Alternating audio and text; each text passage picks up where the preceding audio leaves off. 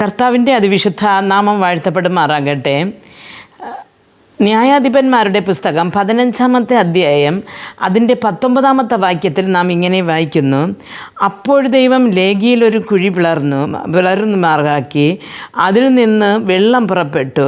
അവൻ കുടിച്ച് ചൈതന്യം പ്രാപിച്ചു, വീണ്ടും ജീവിച്ചു. അതുകൊണ്ട് അതിന് എൻഹോരേ എന്ന് പേരായി. അത് ഇന്നുവരെയും ലേഗിയിൽ ഉണ്ട് എന്ന് കാണുന്നു.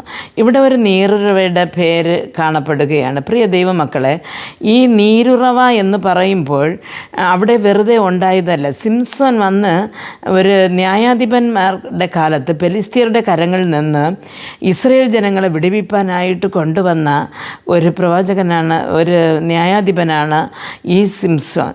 അപ്പോൾ അങ്ങനെ ഒരിക്കൽ ഒരു കഴുതയുടെ താടി എല്ലുകൊണ്ട് 1000 പേരെ അവൻ കൊന്നുകളഞ്ഞു. അങ്ങനെ യുദ്ധം ചെയ്ത് വളരെ ദാഹവും വിശപ്പും കൊണ്ട് വലഞ്ഞിരിക്കുമ്പോൾ അവൻ കർത്താവോട് വിളിക്കണം: കർത്താവേ, എനിക്കല്പം വെള്ളം വേണം, അല്ലെങ്കിൽ ഞാൻ മരിച്ചു പോകും എന്ന്.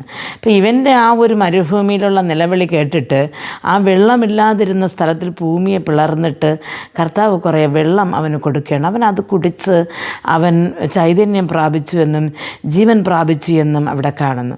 പ്രിയ ദൈവമക്കളെ, നാമും അങ്ങനെയാണ്.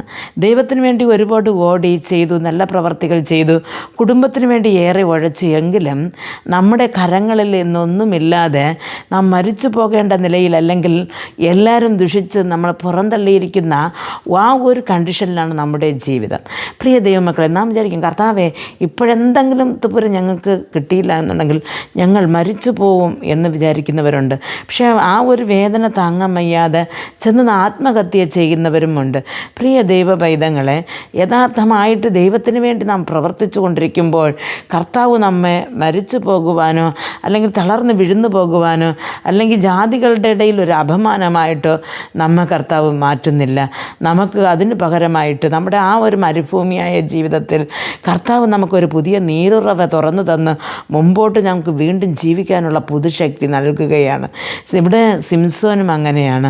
അവന് ജീവിക്കുവാൻ ഇനി കഴിയില്ല, എനിക്ക് വെള്ളമില്ലെങ്കിൽ ഞാൻ മരിച്ചു പോകുമെന്ന് വിചാരിച്ച ആ സ്ഥാനത്ത് കർത്താവ് നീരുറവ തുറന്നു കൊടുക്കുകയും അവിടെ അവനെ ജീവിപ്പിക്കുകയും ചെയ്തതുപോലെ നമ്മുടെ ജീവിതത്തിൽ വീണ്ടും നമ്മുടെ കഷ്ടപ്പാടുകൾ വേദനകളുടെ മധ്യയിലും കർത്താവ് ഈ സിംസോന് ചെയ്തതുപോലെ നമുക്കും ചെയ്യുവാൻ ശക്തനാണ്. പക്ഷേ നാം ദൈവത്തിൽ വിശ്വസിക്കുകയും അവൻ്റെ കൽപ്പനകൾ അനുസരിക്കുകയും അവൻ്റെ വഴികളിൽ നടക്കുകയും ചെയ്യുമ്പോൾ നാം തളർന്നു പോകാതെ വിഴുന്നു പോകാതെ ഈ ലോക ഓട്ടം വീണ്ടും ഓടിത്തീർപ്പാനുള്ള ശക്തിയും ബലവും പുതിയ കൃപകളും ദൈവം ധാരാളമായി തന്ന് നമ്മെ അനുഗ്രഹിക്കും എന്ന് ഈ വചനത്തിൽ കൂടെ നമുക്ക് മനസ്സിലാക്കാൻ സാധിക്കും.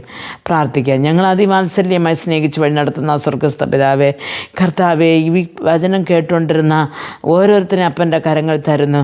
മുമ്പോട്ട് തങ്ങൾക്കിനി ജീവിക്കുവാൻ കഴിവില്ല എന്ന് കർത്താവേ, ആരൊക്കെ കർത്താവേ ദൈവമേ മരുഭൂമിയിൽ കർത്താവ് സിംസോൻ നിലവിളിച്ചതുപോലെ തങ്ങളുടെ ജീവിതത്തിൽ ഇരുന്നു കൊണ്ട് നിലവിളിക്കുന്നുവോ കർത്താവെ, അവരെ അവിടെ വീടുകളിൽ അവിടെ ജീവിതങ്ങളിൽ അങ്ങ് ഇറങ്ങിച്ചെന്ന് വലിയ അത്ഭുതങ്ങളെ ചെയ്ത് അവരെ ഈ ലോകത്തിൽ കർത്താവ് ലോകത്തിന് വിളിച്ച് പറയുന്ന ഒരു സാക്ഷിയായി നീ അങ്ങ് മാറ്റുവാൻ പോകുന്ന ആ വലിയ കൃപയ്ക്കായി നന്ദി കർത്താവെ. ഓരോരുത്തരെ അങ്ങ് വഴി നടത്തണമേ എന്ന് പ്രാർത്ഥിക്കുന്നു. യേശു ക്രിസ്തുവിൻ്റെ നാമത്തിൽ പ്രാർത്ഥിക്കുമ്പോൾ പ്രാർത്ഥന കൃപയോട് കേട്ട് മറുപടി നൽകി തരണം നല്ല പിതാവേ. ആമേൻ.